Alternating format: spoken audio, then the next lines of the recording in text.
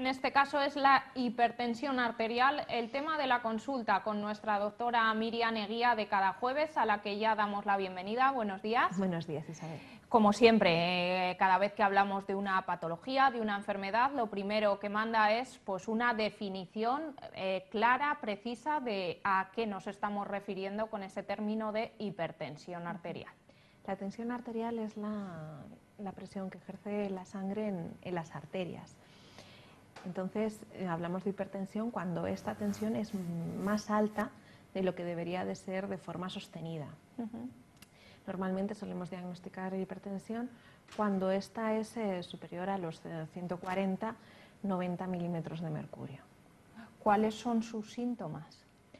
Los síntomas no son habituales. Normalmente la hipertensión es asintomática.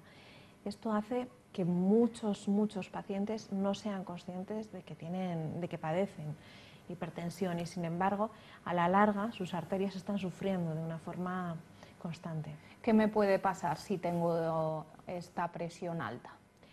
Esto hace que las arterias, como te comento, se vayan dañando en zonas en las que el riesgo es importante, como el riñón, como pueda ser el corazón, y a nivel cerebral se vayan deteriorando de una forma más rápida de lo habitual y podamos tener con más frecuencia patologías cardíacas, ictus, derrames cerebrales, etc.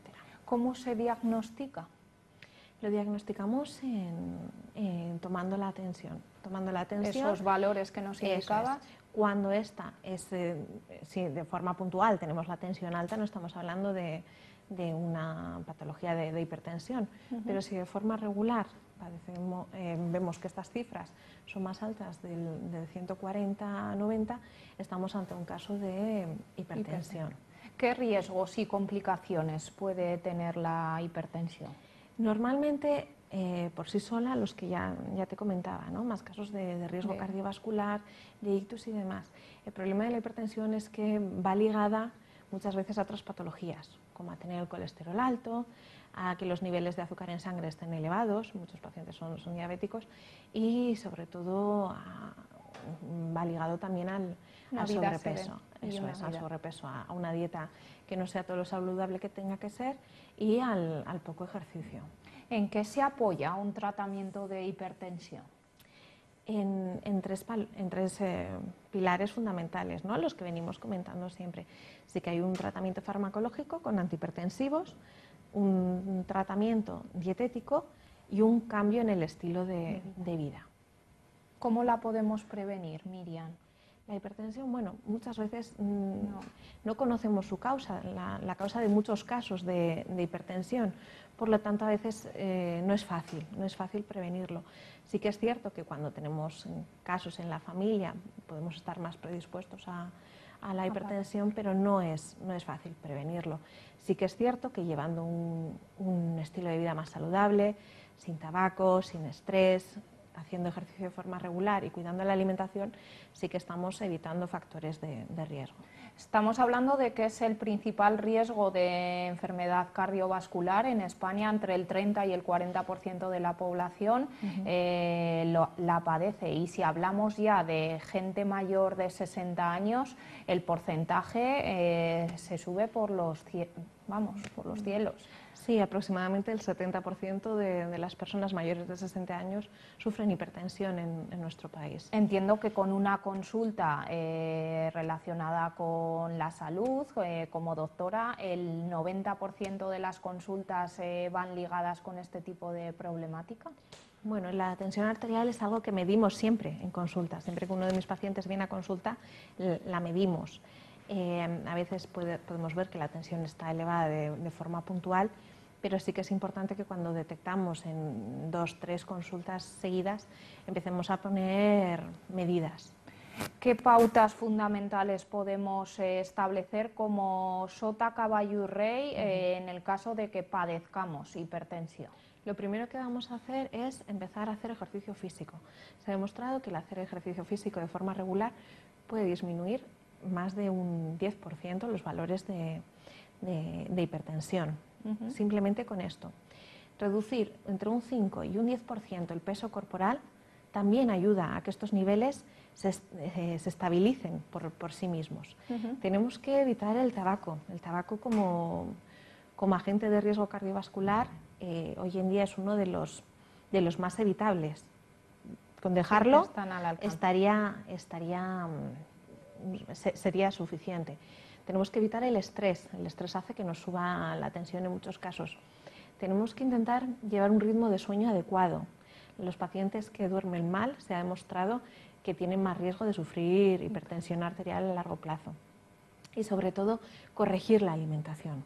Una buena corrección alimentaria va a hacer que estos pacientes empiecen a reducir los niveles de la tensión arterial. Precisamente hablamos ahora de ese campo, del tema de la alimentación, como solemos hablar en las distintas patologías, porque creo que hay muchos alimentos que en el caso de ser hipertensos, ¿no? Los tendríamos prohibidos. Efectivamente. A nivel popular se sabe, ¿no?, que con una ingesta excesiva de sal en los alimentos puede hacer que suba la tensión. Por eso ya todos nuestros abuelitos saben que cuando tienen la tensión alta, la primera recomendación que les va a hacer su médico de cabecera es eliminar la sal. Puede que eliminar la sal no sea necesario en todos los casos, pero sí empezar a comer soso, a comer con menos sal. Es importante saber que muchísimos alimentos ya tienen sodio de por sí en su composición y muchos productos procesados llevan más sal de la que nuestro cuerpo necesita, de lo que son las recomendaciones diarias de sal común. Por lo tanto, vamos a evitar todos aquellos que tengan estos niveles altos de sal, como pueden ser los embutidos, todos los ahumados, los braseados, los alimentos que, a pesar de que no sean de sabor salado, puedan tener mucha sal, como a veces nos ocurre con algunos refrescos, que son dulces pero llevan mucha sal. En otras ocasiones esto nos puede ocurrir con algunos postres, incluso con algunas galletas, llevan mucha más sal de la que podríamos pensar. En cuanto a otros alimentos salados, vamos a evitar los aperitivos, lo que son las patatas fritas de bolsa, los encurtidos, las aceitunas, los pepinillos, todo esto suele llevar un exceso de sal. Cuidado con las salsas de bote, entre ellas las salsas de tomate. Las salsas de tomate yo a veces lo comento con otros compañeros, ¿no? Deberían de llevar una precaución que diga peligro en pacientes hipertensos, porque las salsas de tomate llevan muchísima sal. Casi todas las conservas, tenemos que recordar que la sal es un conservante en potencia desde hace siglos y muchos alimentos se conservan gracias a la sal. Todos aquellos alimentos que encontremos en tarro de cristal o en lata llevan muchísima sal, por lo tanto lo vamos a evitar. Nos has dejado un escenario en el que nos fuerzas a hablar de la alimentación recomendada, entonces, si somos hipertensos. Claro. La principal recomendación en este caso es que cocinemos nosotros mismos alimentos naturales, de frutería, de producto fresco, de carnicería, de pescadería, todas aquellas carnes magras que no tengan un exceso de grasas, pues son las carnes blancas como el pollo, el pavo, el conejo. Pescados tanto blancos como azules estarían recomendados.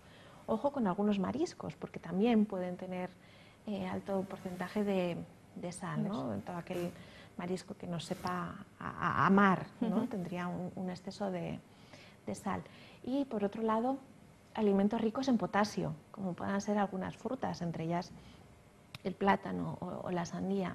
Alimentos diuréticos que tengan mucha riqueza en agua, como puedan ser los cítricos, también estarían recomendados, que son alimentos que nos ayudan a orinar, ¿no? Cualquier alimento que sea diurético va a venir bien para un paciente hipertenso. ¿Y qué otros factores combinados, Miriam, debemos controlar en el caso de padecer esta hipertensión porque no nos viene bien?